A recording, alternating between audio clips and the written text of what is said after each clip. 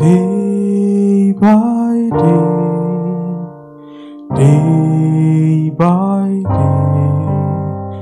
oh dear Lord, three things I pray: to see Thee more clearly, love Thee more dearly, follow Thee more nearly. Day by day, follow Thee more nearly. Day by day.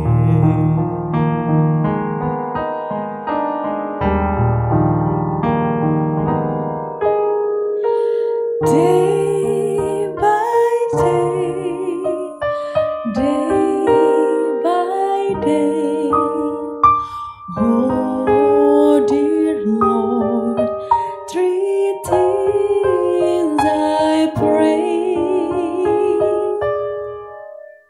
to see Thee more clearly, love Thee more dearly, follow Thee more clearly. Day by day, follow Thee more nearly. Day by day.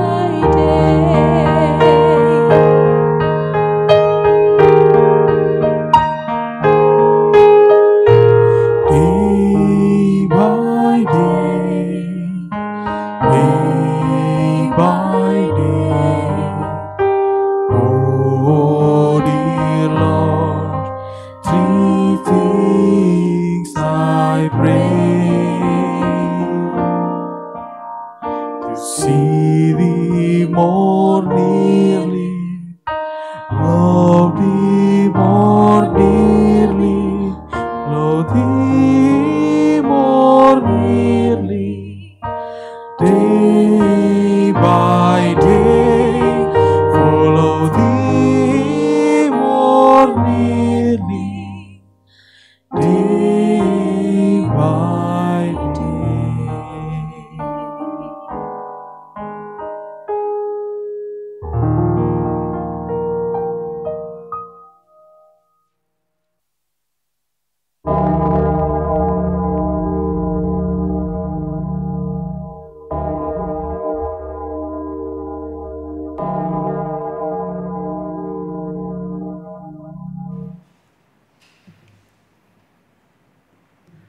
Bapak, Ibu, dan saudara-saudara yang dikasihi Tuhan Yesus Kristus, selamat petang. Puji syukur kita panjatkan kehadirat Tuhan yang Maha Kuasa, karena begitu besar kasih-Nya kepada kita semua, sehingga kita boleh kembali beribadah. Untuk Bapak, Ibu, saudara dan saudari yang baru pertama kali mengikuti kanal YouTube ibadah live streaming GKI Sarwa Indah, kami mengucapkan selamat datang dan selamat bergabung dalam persekutuan di GKI Sarwa Indah. Pokok-pokok warta untuk hari ini adalah sebagai berikut. Yang pertama, kebaktian umum live streaming akhir tahun dan perjamuan kudus pada petang hari ini 31 Desember 2021 dilayani oleh Pendeta Yosias Nugroho Wijaya dari GKI Serpong. Yang kedua, kebaktian tahun baru akan diadakan esok Sabtu 1 Januari 2022 pukul 8 dengan tema Yesus Allah yang menghiraukan. Akan dilayani Pendeta Pinehas Jenjengi dari Gereja Kristen Sangai Talaut dengan tempat kanal YouTube GKI Sarwa Indah. Mohon perhatian Bapak Ibu sekalian. Yang ketiga, kebaktian umum Minggu kedua sesudah Natal akan diadakan pada Minggu 2 Januari 2022 pukul 8 dengan tema Kasih Karunia yang Selalu Baru. Akan dilayani Pendeta Dina Karismaning Tias Budiasri dari GKI RE Marta Dinata Ciputat. Bertempat juga di kanal YouTube GKI Sarwa Indah. Mohon perhatian jemaat semuanya. Demikian pokok-pokok warta pada hari ini. Kami segenap majelis jemaat mengucapkan selamat beribadah dengan perjamuan kudus dan Tuhan memberkati kita semua.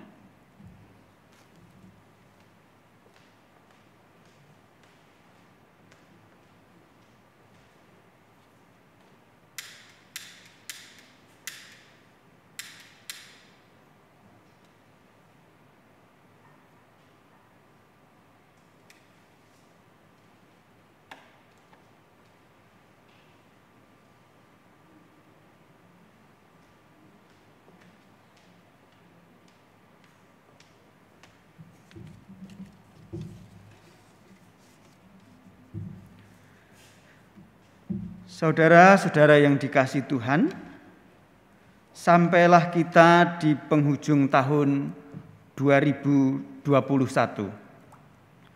Banyak hal sudah terjadi dalam kehidupan kita masing-masing sepanjang tahun ini, baik suka maupun duka. Waktu yang sudah berlalu tidak dapat kembali. Hal-hal yang sudah terjadi tidak dapat terulang. Apa yang kita sesali dan apa yang kita syukuri akan kita tinggalkan di belakang. Yang baik kita kenang dan disyukuri, yang buruk direfleksikan. Mari kita mengakhiri tahun ini dengan suatu perenungan, supaya kita bisa belajar dari kesalahan dan kegagalan, memaknai apa yang sudah kita raih dan capai, sehingga kita menjadi lebih bijaksana di tahun depan dan selanjutnya. Kami ajak untuk bangkit berdiri. Bersama-sama kita akan memuji Tuhan dari Kidung Jemaat 331, bait pertama dan ke-6, Siang Malam Musim Tahun. Bayang-bayang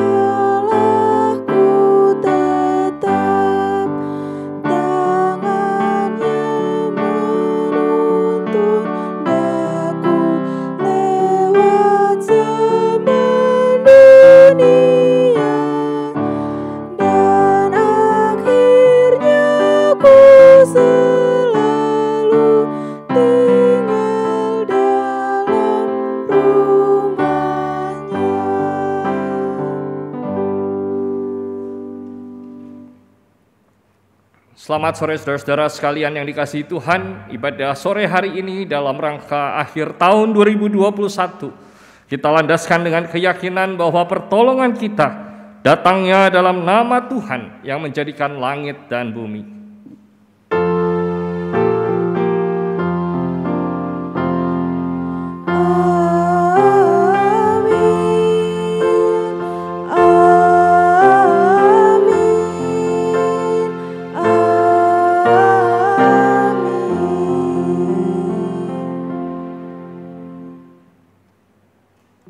Tuhan beserta kita, kini dan selamanya. Silakan duduk, saudara-saudara. Bapak, Ibu, dan saudara-saudara yang dikasihi Tuhan, perenungan akhir tahun ini dibacakan puisi teruntuk waktu yang enggan berhenti. Saat waktu berlalu begitu cepat, akan ada banyak hal yang mungkin terlewat. Aku, mereka, dan teman sejawat yang mungkin akan kau rindukan sangat. Saat waktu terasa lebih lambat, semua mungkin saja tetap akan terlewat. Kebersamaan yang pernah tersemat kala terbingkai jalinan erat. Haruskah kata meminta jeda ketika merasa jangkah mencipta beda, mengejar tak lagi menggoda, dan tawa bukan lagi karena canda? Atau haruskah semua tertawan bungkam dibiarkan saja menahan sekam, kala rindu begitu mengancam sebuah jiwa yang tak kenal padam? Waktu lantas memilih jalannya sendiri, menjadi cepat atau lambat saat menanti di bawah barisan derai yang mengiringi, hanya untuk waktu yang enggan berhenti.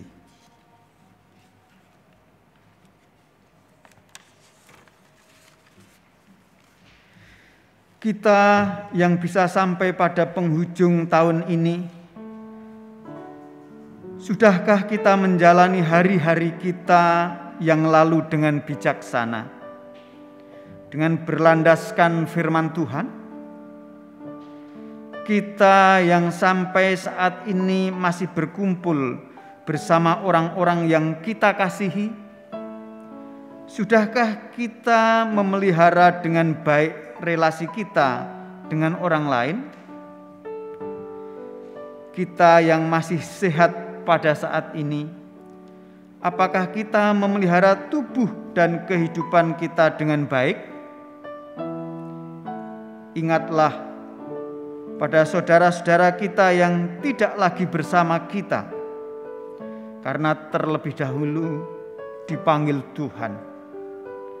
Ingatlah pada saudara-saudara kita yang terbaring sakit.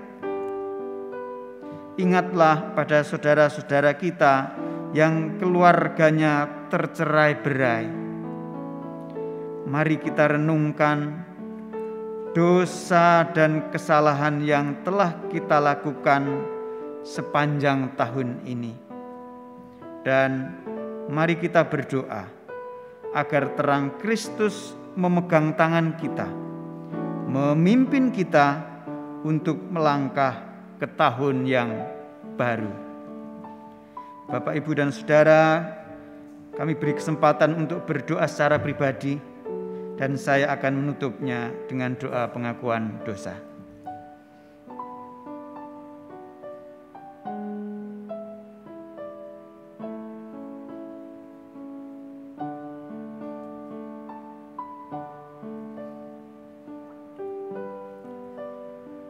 Ya Bapa, Allah kami yang maha baik,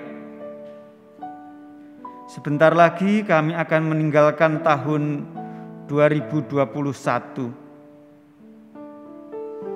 Kami teringat akan dosa-dosa dan kesalahan yang kami lakukan.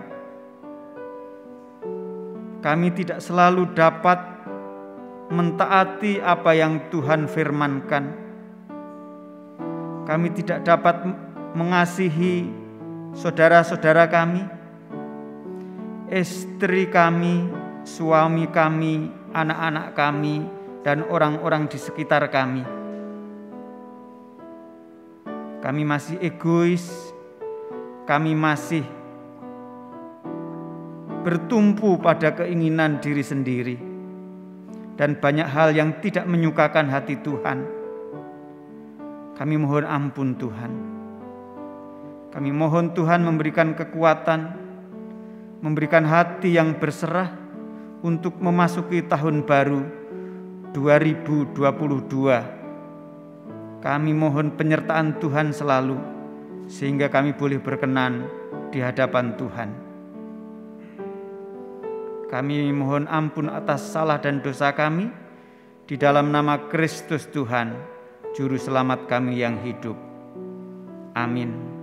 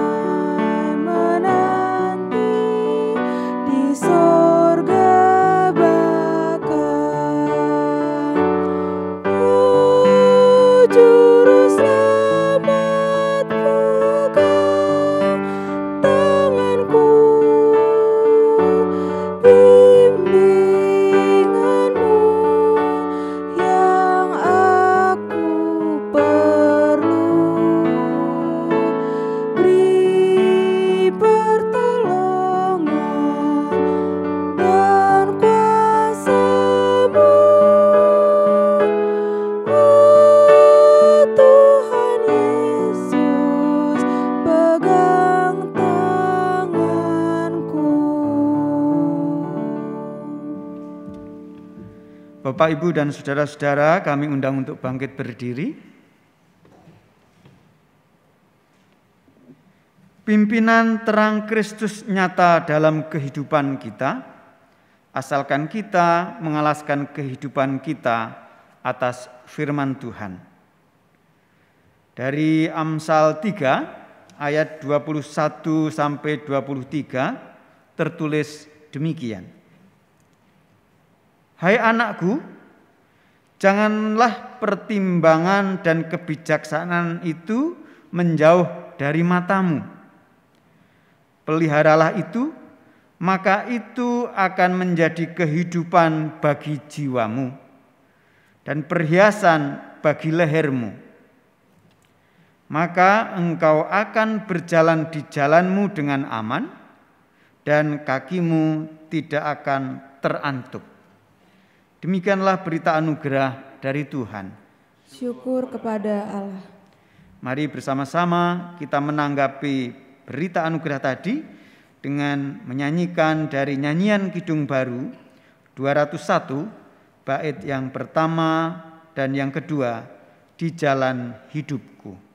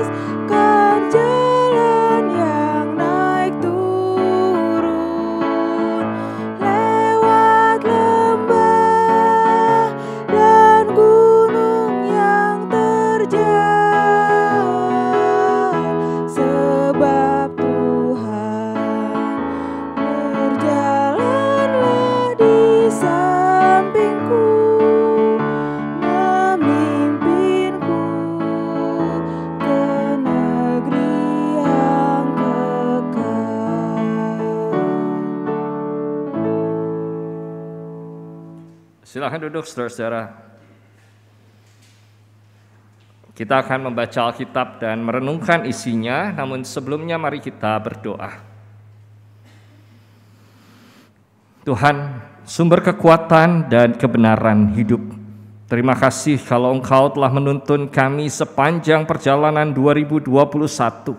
Dan terima kasih juga kami dapat menjalani berbagai pengalaman yang baru di tengah-tengah hikmat yang Tuhan berikan kepada kami. Sehingga dengan demikian kami juga mengalami berbagai persoalan, kami memecahkannya, dan kami juga terus berhadapan dengan persoalan-persoalan. Dan kami yakin juga di 2022 persoalan itu tak akan kunjung berhenti menghampiri kami. Tetapi berbekalkan kebenaran Tuhan, biarlah kami menghadapinya dan siap, sehingga setiap persoalan yang datang menghadapi kami tidak membuat kami takut dan gentar, tetapi sebaliknya kami dapat menjalankan kehidupan, menghadapi persoalan dengan tetap gembira, dengan tetap memiliki sukacita yang berasal dari Tuhan. Karena itu bagaimana kami harus menjalani kehidupan di tahun yang baru setelah kami meninggalkan tahun ini. Biarlah itu semua boleh tercermin melalui perenungan yang kami lakukan pada sore dan malam hari ini. Ke dalam tangan Tuhan Yesus Kristus kami memasuki proses perenungan ini. Amin. Bacaan Alkitab yang akan mendasari perenungan kita diambil dari Yohanes pasal 8 ayat 12 sampai dengan 19. Yohanes pasal yang ke-8 ayat yang ke-12 sampai dengan 19 menyatakan kepada kita, maka Yesus berkata pula kepada orang banyak, katanya, "Akulah terang dunia. Barang siapa mengikut aku, ia tidak akan berjalan dalam kegelapan, melainkan ia akan mempunyai terang hidup." Kata orang-orang Farisi kepadanya, "Engkau bersaksi tentang dirimu, kesaksianmu itu tidak benar." Jawab Yesus kepada mereka, katanya, "Biarpun aku bersaksi tentang diriku sendiri, namun kesaksianku itu benar, sebab aku tahu dari mana aku datang dan kemana aku pergi. Tetapi kamu tidak tahu dari mana aku datang dan kemana aku pergi. Kamu menghakimi menurut ukuran manusia. Aku tidak menghakimi seorang pun. Dan jikalau aku menghakimi, maka penghakimanku itu benar. Sebab aku tidak seorang diri, tetapi aku bersama dengan Dia yang mengutus aku.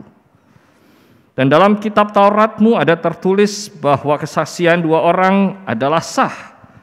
Akulah yang bersaksi tentang diriku sendiri, dan juga Bapa yang mengutus aku bersaksi tentang aku." Maka kata mereka kepadanya, "Di manakah Bapamu?" Jawab Yesus, "Baik aku maupun Bapakku tidak kamu kenal. Jikalau sekiranya kamu mengenal aku, kamu mengenal juga Bapakku." Demikianlah Injil Yesus Kristus. Yang berbahagia ialah setiap orang yang mendengarkan firman Tuhan dan memeliharanya. Haleluya.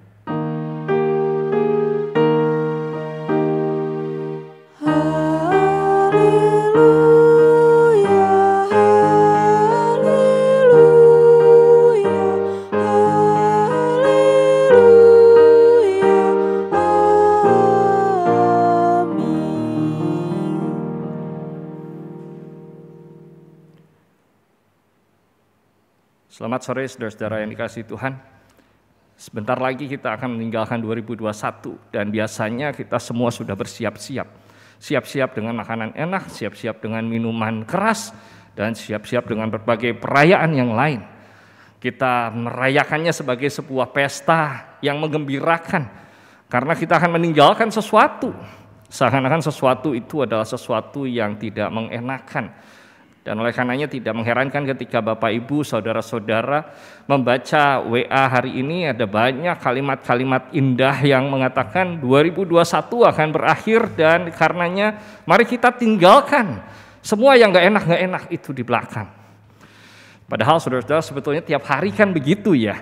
Mau 2021, mau 2022, mau 2000 berapa, semua hari kan akan membuat kita meninggalkan hal-hal yang ada di belakang kita. Nah, tetapi apapun itu, setiap akhir tahun pasti memberikan kepada kita kesempatan untuk merenung, kesempatan untuk merefleksikan kehidupan. Kalau selama setahun mungkin kita nggak diberi kesempatan atau tidak memberi diri kita kesempatan untuk merenung, maka inilah momen yang mungkin kita pakai. Karena ada orang kan yang mengatakan gini ya, maaf kalau salah.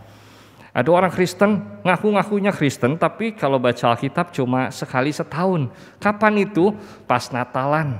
Atau kalau bisa lebih ya 2 kali setahun, pas Paskahan. Ketika ada satu event besar yang memungkinkan dia untuk merenungkan kebaikan Tuhan. Dan sama barangkali ketika kita juga diajak untuk merenung, waktu yang paling tidak bisa dipakai adalah saat kita menutup tahun, seperti sekarang ini.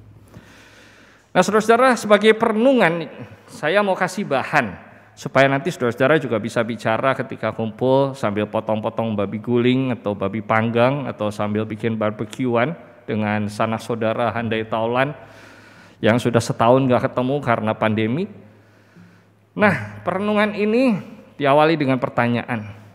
Apakah saudara merasa hidup selama setahun ini membuat saudara lebih matang? Dibanding 2020, apakah saudara sekarang lebih matang? Nah, saya mau ngasih satu gambaran. 2020 mungkin saudara-saudara mengatakan hidup saya bersama-sama dengan Kristus. Dan kalau hari ini tema dari perenungan kita adalah dipimpin terang Kristus. Maka apakah tahun yang lalu kita tidak mengharapkan hal yang sama? Mungkin sama ya saudara-saudara. Kita berharap tahun yang baru kita hidup dalam terang Kristus. Nah, tetapi sekarang indikatornya ada enggak? Apakah saudara-saudara yang mengatakan tahun lalu saya percaya kepada Kristus, beribadah kepada Kristus, menyerahkan hidup kepada Kristus, lalu tahun ini sama, ada hasilnya enggak? Ada perubahan enggak? Izinkan saya memperlihatkan benda ini kepada saudara-saudara. Di hadapan saudara saya bawa telur yang ada di dalam mangkok, ya. Di dalamnya ada air. Andaikan saya mengatakan bahwa air ini adalah Tuhan Yesus, lalu telur ini adalah diri kita masing-masing. Ya, jadi selama 1 tahun ini kita tinggal di dalam Yesus, kita bersama-sama dengan Yesus dan Yesus bersama-sama dengan kita, tetapi kita jadi lebih matang nggak? Ini telurnya belum matang loh saudara-saudara. Ya, jadi kalau misalnya kita lihat ada 2 telur, ya mana yang matang, mana yang enggak, ya. Ada yang belum matang, saudara-saudara mau tebak mana yang belum matang? Kira-kira mana yang belum matang? Ya. Yang di ruangan ini bersama-sama dengan saya mengatakan yang sebelah kiri, satu yang mengatakan sebelah kanan. Oh, ini yang belum matang. Ketahuan dari apanya? Yuk kita lihat Bapak Ibu. Ya, ini katanya yang belum matang. Padahal sama-sama loh, airnya sama. Ya, sama-sama dari aqua. Halo, halo telur, coba ya saudara-saudara. Ya. Waduh, ya telurnya belum matang, masih mentah. Ya. Ini telur yang sama, jadi taruh di tempat yang sama. Ya. Kemudian ada air yang sama juga. Saudara-saudara, ini telurnya masih mentah atau sudah lebih matang? Yuk kita lihat. Ini nggak gampang pecah nih. Nah,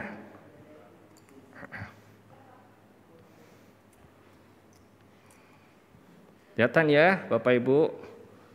Tuh telurnya. Malam tahun baruan kita main pecah-pecahan.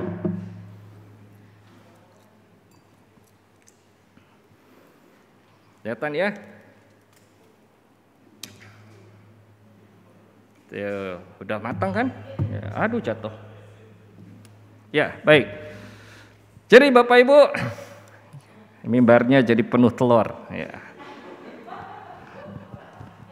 Tapi saya mau bilang gini, ya, ada orang yang mengatakan bahwa hidup selama setahun itu dijalani bersama dengan Kristus. Lalu mengatakan bahwa setiap hari saya berdoa, saya meminta Tuhan memberikan pada saya hikmat agar saya bertumbuh, supaya selama setahun saya jadi orang yang lebih dewasa, lebih matang, lebih hebat, lebih benar. Tapi ternyata enggak juga gitu ya. Ada orang yang jadi lebih matang, ada orang yang jadi tidak lebih matang, atau tetap begitu-begitu saja. Nah, saudara-saudara mau jadi yang seperti apa? Atau saudara-saudara merasa seperti apa? Apakah saudara-saudara merasa masih sama seperti tahun 2020? Enggak menjadi lebih baik? Enggak menjadi lebih matang? Nah, kalau misalnya saudara menanyakan kepada saya, mau tahu kan apa ukurannya jadi lebih matang? Bagaimana saya bisa menimbang? Bagaimana saya bisa mengukur hidup yang lebih matang? Nah, maka kita bisa mengingat apa yang dialami oleh saudara kita, Raja Salomo, yang ada di dalam Perjanjian Lama, bacaannya ada di dalam 1 Raja-Raja pasal 3. Salomo adalah seorang raja yang meminta hikmat. Dan barangkali di dalam kehidupan kita juga tidak jarang meminta hikmat dari Tuhan. Salomo seorang yang ingin agar kehidupannya terus di-upgrade, terus ditingkatkan, menjadi semakin dewasa, menjadi semakin matang, supaya dia dapat menghadapi persoalan-persoalan yang ada di depan hidupnya, persoalan yang menimpa rakyatnya. Dan Salomo menghadapi setiap persoalan itu dengan kebijaksanaan yang datang dari Tuhan. Kebijaksanaan itu bukan turun dari langit begitu saja, bukan cuma dimintakan kemudian orang yang memintanya otomatis menjadi bijaksana, tidak. Tetapi menjadi sebagai bagian yang diproses oleh Tuhan dalam kehidupan. Sehingga kita semua yang meminta hikmat juga bisa mendatangkan hasil yang berbeda dalam diri setiap orang. Dan hikmat itu tidak ditentukan oleh jabatan gerejawi yang disandang oleh seseorang. Nggak bisa kita mengatakan ketika seseorang jadi penatua otomatis hikmatnya pasti lebih banyak daripada yang bukan penatua. Seorang yang pendeta hikmatnya lebih tinggi, kedewasaannya lebih matang dibandingkan dengan yang bukan pendeta. Dan karenanya mungkin ketika kita bilang di sini ada pendeta, maka ketika ada sebuah acara biarlah pendeta yang berdoa karena dia lebih dekat sama Tuhan. Mestinya enggak begitu juga ya saudara-saudara. Nah, jadi berkaca dari apa yang diminta oleh Salomo, kita semua juga tidak jarang meminta hikmat. Tetapi nggak semua orang Kristen yang minta hikmat kemudian bisa memperlihatkan hikmat itu di dalam kehidupan, bukan? Nah, lalu bagaimana kita dapat menunjukkan bahwa kita mendapat hikmat dari Tuhan? Saya percaya ketika kita semua mengikut Tuhan, Tuhan memberikan kepada kita segala sesuatu yang kita butuhkan untuk menghadapi kehidupan. Kalau kita baca Matius pasal yang ke-6, burung di udara dia pelihara, bunga yang di padang dia pelihara. Tidak ada yang tidak, semua dikasih kelengkapan untuk menjalani hidup. Dan salah satu unsur yang diberikan oleh Tuhan dalam menjalani hidup adalah hikmat. Supaya kita tahu bagaimana menghadapi perkara-perkara hidup. Tapi kadang-kadang orang tidak memanfaatkan hikmat itu. Orang tidak memanfaatkannya karena dia malas, karena dia nggak mau. Dan inilah yang kemudian kita hadapkan pada bacaan Alkitab hari ini. Bacaan Alkitab hari ini diawali dengan pernyataan Yesus tentang dirinya sendiri. Akulah terang dunia. Kenapa Yesus berkata demikian? Ada banyak alasan yang mendasari pernyataan Yesus. Setidaknya pertama-tama karena orang nggak tahu siapa Yesus. Tidak semua orang mengenal Yesus, sekalipun Yesus sudah melakukan berbagai perbuatan yang ajaib di hadapan masyarakat. Ada orang yang masih nggak tahu itu siapa. Ada yang bilang dia guru, ada yang bilang dia nabi, ada yang bilang dia Elia, ada yang bilang dia Yohanes Pembaptis. Macam-macam. Kalau kita mau berefleksi, menurut Bapak Ibu Saudara-saudara, Yesus itu siapa? Apa arti Yesus dan kehadirannya bagi saudara-saudara di dalam menghadapi kehidupan? Mungkin kita juga mengatakan hidup saya tanpa Yesus dan hidup saya dengan Yesus sami mawon. Sama-sama aja. Coba Bapak Ibu, apakah ketika Bapak Ibu berdoa mengawali hari yang baru dengan tidak berdoa mengawali hari yang baru, hari itu bakal berjalan berbeda atau enggak? Atau mungkin yang lebih gampang, nanti Bapak Ibu akan makan malam kan? Nah, kalau Bapak Ibu berdoa dulu sebelum makan dan tidak berdoa sebelum makan, ada efeknya enggak? Apa makanannya tambah enak? Apa makanannya tambah banyak? Enggak kan? Sama ya.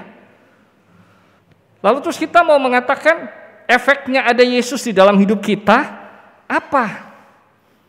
Nah, buat orang yang nggak tahu siapa Yesus, dia akan bilang begitu. Dia akan mikir, saya kenal dia, saya nggak kenal dia sama aja. Lalu buat apa saya kenal dia?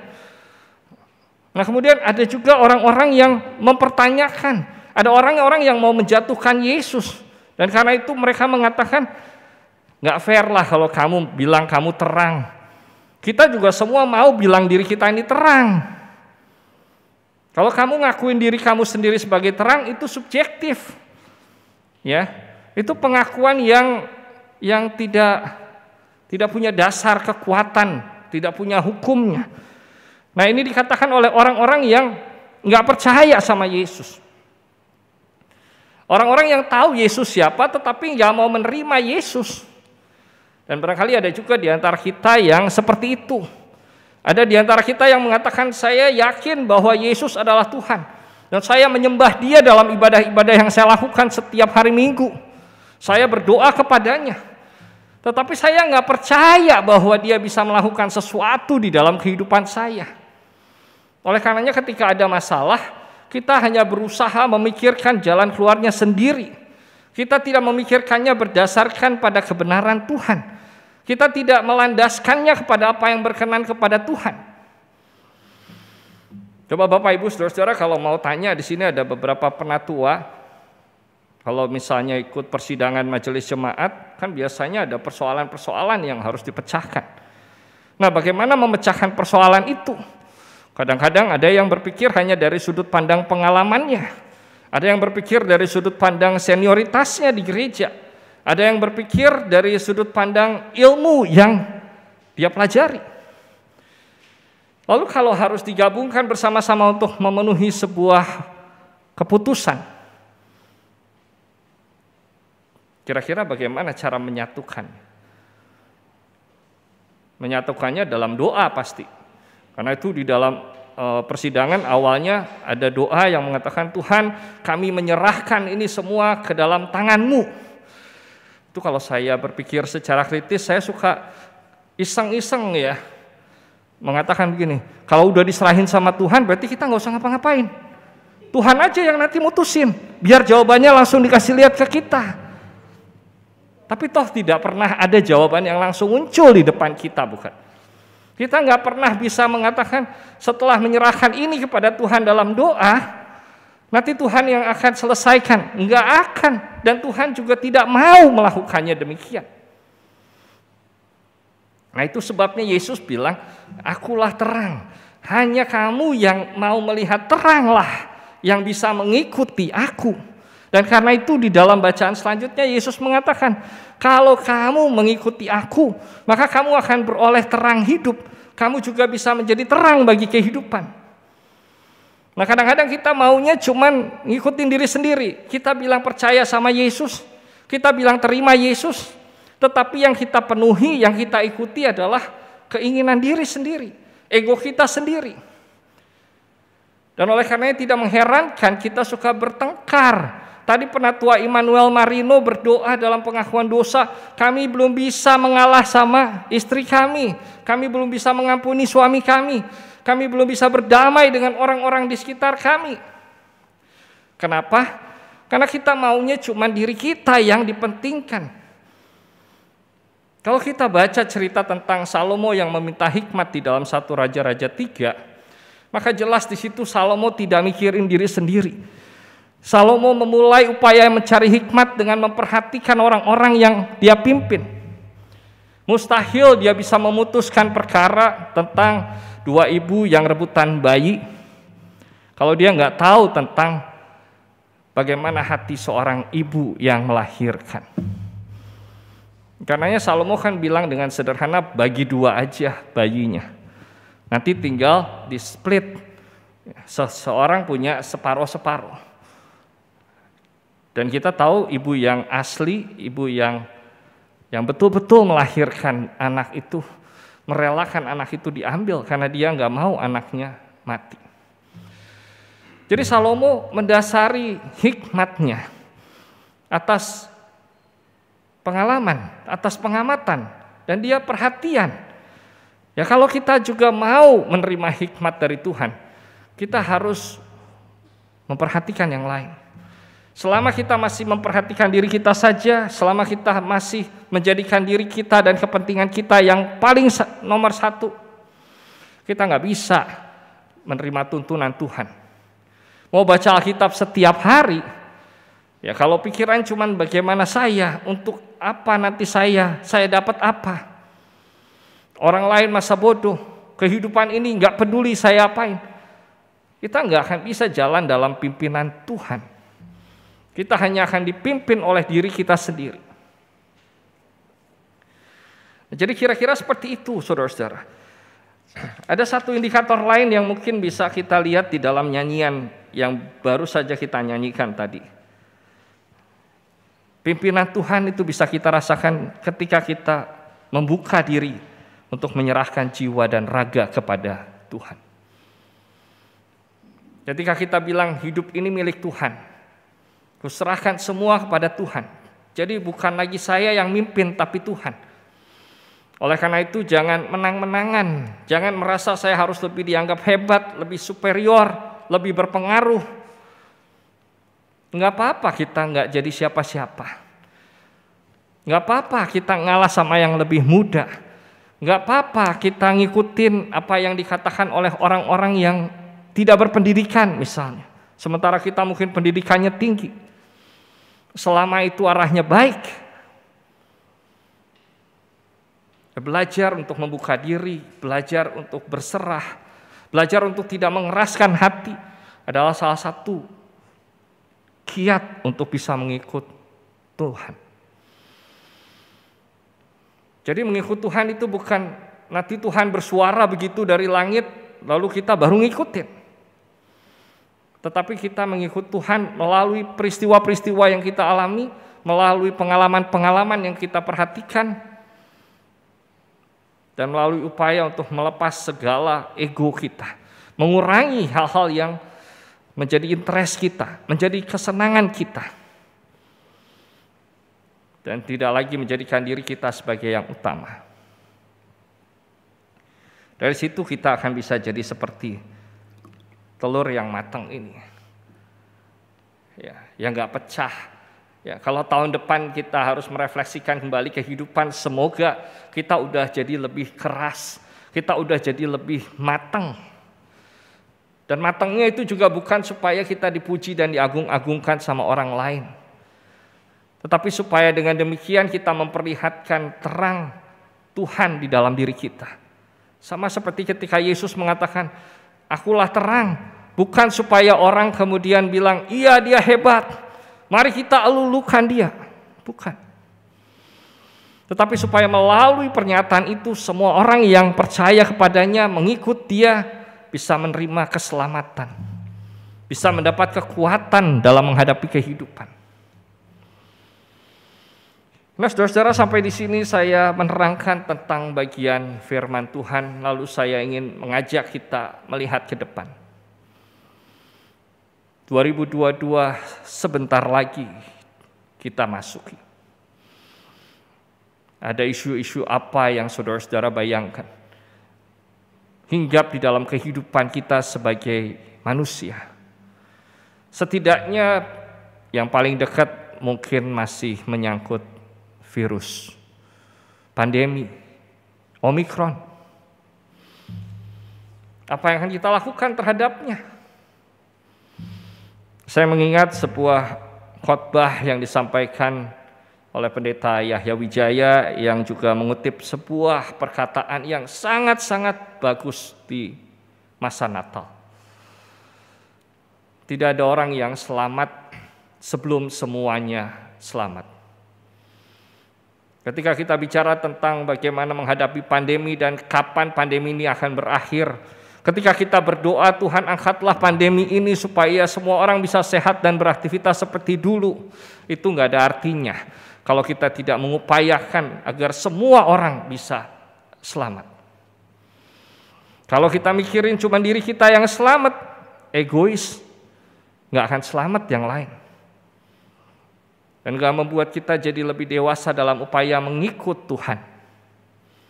Tetapi kalau mau seperti Tuhan Yesus yang terangnya diterima sebanyak mungkin orang, bahkan dia mau semua orang melihat terang supaya semua orang selamat, maka kita juga perlu punya semangat yang demikian. Ketika saya ada di tengah-tengah dunia ini, bagaimana saya bisa membuat kehidupan terselamatkan? Pakai bahasa yang lebih sederhana, bagaimana kehidupan bisa jadi lebih baik. Kalau dulu sebelum pandemi, bahasa sederhana ini saya coba terjemahkan dengan aplikasi dan himbauan yang paling gampang, senyum. Sekarang susah ya Bapak Ibu, kalau pandemi suruh senyum, dipaksa-paksa, senyum nggak lo? Senyum nggak? Ini udah senyum, nggak kelihatan. Ya iyalah kan pakai masker. Coba cari yang lain yang bisa kita lakukan, yang sederhana agar kehidupan ini jadi lebih baik. Apapun, gak usah nunggu lama-lama Bapak Ibu. 2022 sudah dekat, sudah sebentar lagi. Jadi mari kita mulai mikir, apa yang baik yang bisa kita lakukan supaya orang di sekitar kita juga merasakan hidup yang lebih baik. Dan bukan cuma orang-orang ya, sorry Bapak Ibu, semua unsur kehidupan, ya tumbuhan, ya binatang, ya kehidupan alam. Soalnya kita kena pandemi juga karena kita kurang peduli terhadap lingkungan. Jadi selamat menyambut 2022 dan semoga 2022 betul-betul kita rasakan sebagai tahun yang membuat kita mengikut tuntunan Tuhan, merasakan tuntunan Tuhan, sehingga kita melihat terang itu dan menjadikan diri kita juga terang yang memancar. Selamat memasuki tahun yang baru. Tuhan memberkati kita. Amin.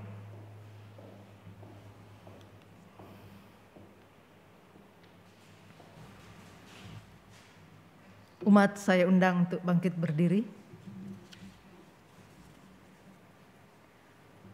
Marilah kita bersama dengan umat Allah di masa lalu, masa kini dan masa depan mengingat pengakuan pada baptisan kita menurut pengakuan iman rasuli. Aku percaya kepada Allah, Bapa yang Maha Kuasa, Khalik langit dan bumi, dan kepada Yesus Kristus, anaknya yang tunggal Tuhan kita, yang dikandung daripada Roh Kudus, lahir dari anak darah Maria, yang menderita sengsara di bawah pemerintahan Pontius Pilatus, disalibkan, mati dan dikuburkan, turun ke dalam kerajaan maut. Pada hari yang ketiga, bangkit pula dari antara orang mati, naik ke surga, duduk di sebelah kanan Allah, Bapa yang Maha Kuasa, dan dari sana Dia akan datang untuk menghakimi orang yang hidup dan yang mati. Aku percaya kepada Roh Kudus, gereja yang kudus dan am, persekutuan orang kudus, pengampunan dosa, kebangkitan orang mati, dan hidup yang kekal. Amin. Silakan duduk.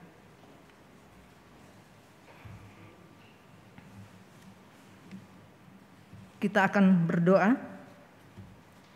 Mari kita berdoa. Bapa kami yang di sorga, kami bersyukur dan berterima kasih jika pada malam hari ini kami masih boleh mendengarkan firman-Mu. Kami bersyukur dan berterima kasih Engkau sudah mengutus pendeta Yosi. Engkau memimpinnya dan kami boleh mendengarkan firman-Mu pada sore hari ini. Terima kasih ya Tuhan, kiranya sepanjang menjalani hidup kami, teristimewa kekuatan untuk menghadapi tahun 2022 yang sebentar lagi kami akan memasukinya. Kiranya hikmat-Mu boleh menuntun kami dan kami berjalan dalam kebenaran karena Engkau adalah terang. Terima kasih ya Tuhan. Berkati pendeta Yosi di dalam pelayanannya, baik di GKI Serpong dan dimanapun dia berada. Sebagai seorang kepala rumah tangga, kiranya nama Tuhanlah yang senantiasa dimuliakan di dalam kehidupannya. Bapa di sorga, kami berdoa untuk pergumulan kami GKI Sarwa Indah bersama dengan GKI Serpong di dalam proses rencana pembangunan gedung gereja di Nusa Loka. Kami serahkan semuanya ke dalam tangan Tuhan, kiranya Tuhan memberikan kami hikmat dan kami boleh bekerja. Dan saatnya nanti kami boleh membangun gedung gereja di atasnya. Dan di dalam semuanya itu, di sanalah kami memuliakan Tuhan. Bapa, inilah doa kami yang kami bawa di dalam Yesus Kristus, Tuhan dan Juru Selamat kami. Dalam rasa syukur kami Tuhan, kami mengingat perjalanan kehidupan yang bukan saja kami alami tetapi juga dialami oleh saudara-saudara kami. Dan di akhir tahun ini ada di antara mereka yang juga merayakan ulang tahun seperti Pak Elkana Daeli, Ibu Talita Velia Kurnia, Ibu Ade Rosari Siregar, Bapak Petrus Boyke Purbono, Ibu Tiara Panggabean, Bapak Sigit Pamungkas, Mereka bersyukur untuk perjalanan waktu yang diberikan oleh Tuhan kepada mereka, untuk setiap babak, setiap pengalaman bersama dengan kerabat dan juga dengan saudara-saudara yang lain, makhluk ciptaan Tuhan yang bisa hidup di tengah-tengah mereka.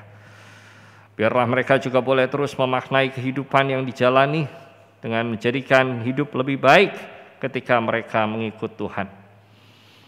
Kami juga mengingat saudara-saudara yang sedang sakit dan dalam masa pemulihan, Ibu Mami Palon, Ibu Hana Panjaitan, Ibu Yulia Kristianti, Bapak Christian Hutagalung, Ibu Nike Elizabeth Buki, Bapak Wahyu Hidayat, Ibu Yohana Triani, Ibu Maria Magdalena, Ibu Tambunan, Bapak Rudi Pasaribu, Ibu Sarah Jaya Sumadi, dan juga saudara-saudara yang lain yang sedang menantikan proses kesembuhan.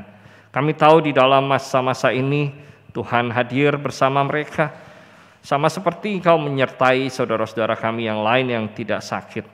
Dan Tuhan yang baik juga terus akan memberikan kebaikan-Nya kepada setiap orang yang dengan penuh pengharapan setia berjalan bersama Tuhan.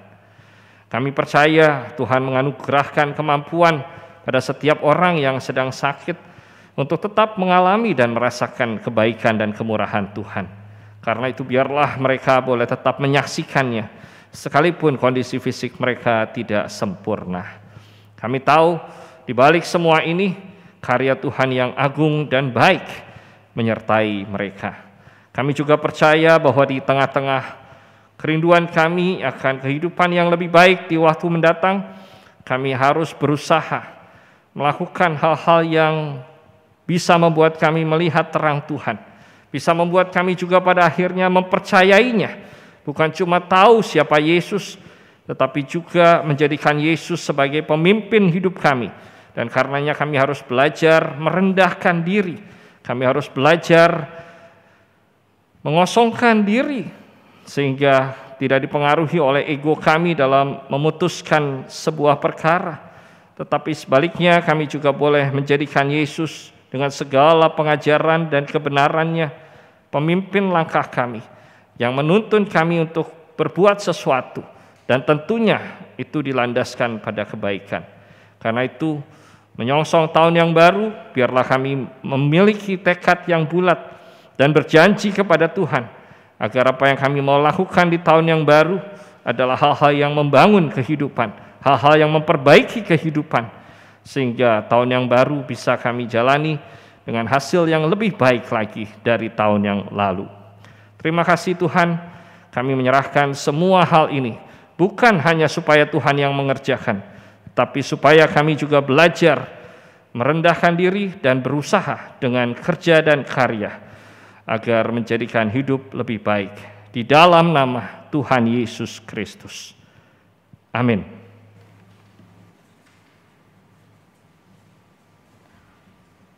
Saudara-saudara, mari kita sampaikan persembahan syukur kita, seraya mengingat firman-Nya dalam Ulangan pasal 16 ayat 16b sampai 17. Janganlah ia menghadap hadirat Tuhan dengan tangan hampa, tetapi masing-masing dengan sekedar persembahan, sesuai dengan berkat yang diberikan kepadamu oleh Tuhan Allahmu. Kita akan menyanyi dari PKJ 213 bait pertama dan kedua, apakah yang kau lakukan.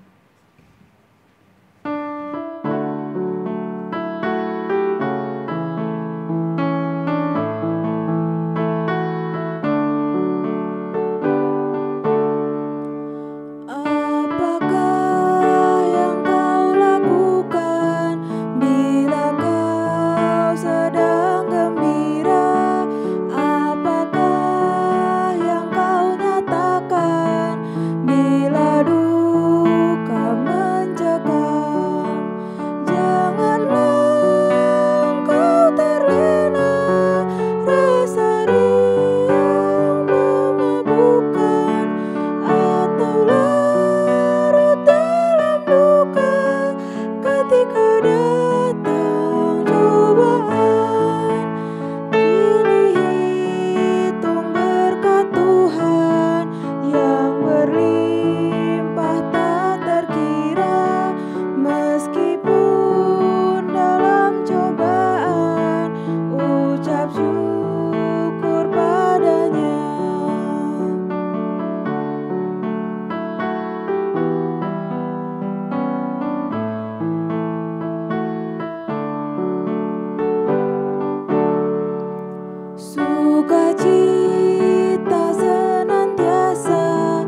Sukacita dalam Tuhan, kebaikan harus nyata, bercahaya cemerlang.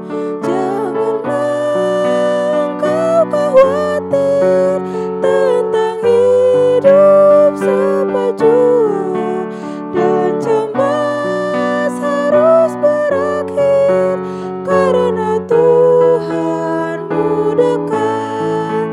Dan nyatakan pada Tuhan keinginan dan bantahmu dalam doa permohonan, dan ucapkanlah syukur.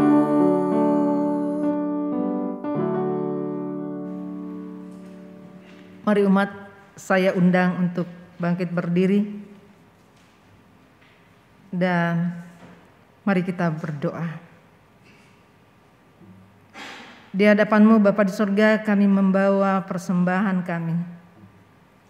Persembahan yang kami berikan kepadamu adalah yang kami ambil dari bagian-bagian yang Tuhan sudah karuniakan dalam kehidupan kami. Kami datang mempersembahkan sebagai ungkapan syukur kami bahwa hidup kami sudah diselamatkan oleh-Mu. Terimalah ya Bapa. Dan yang masih ada pada kami berkati, dan hidup kami adalah hidup penuh dengan keberkatan Tuhan.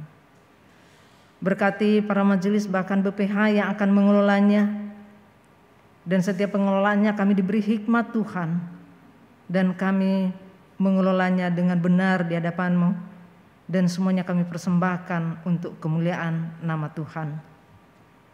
Kami berdoa di dalam nama Tuhan Yesus Kristus. Amin. Silakan duduk. Saudara-saudara, hari kemarin sudah menjadi sejarah. Hari esok masih merupakan misteri. Tetapi hari ini adalah berkat anugerah dari Tuhan. Nikmatilah dan jalanilah setiap hari dengan penuh ungkapan syukur dan sukacita.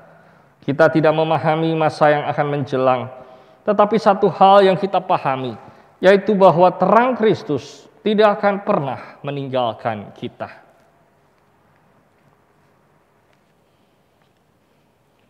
Mari kita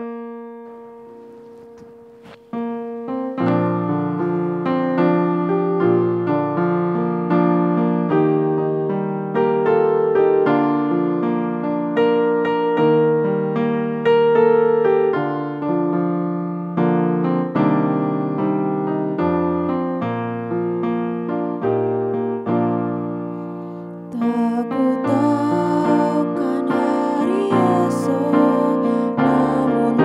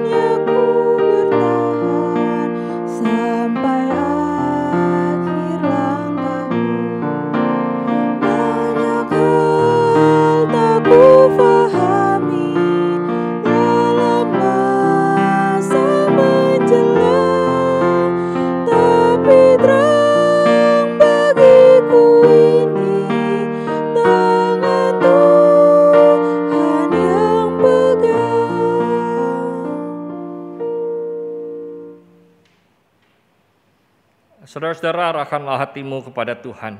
Kami mengarahkan hati kepada Tuhan. Jadilah saksi Kristus. Syukur kepada Allah, Terpujilah Tuhan. kini dan selamanya. Dan terimalah berkat Tuhan. Tuhan memberkati engkau dan melindungi engkau. Tuhan menyinari engkau dengan wajah-Nya dan memberi engkau kasih karunia.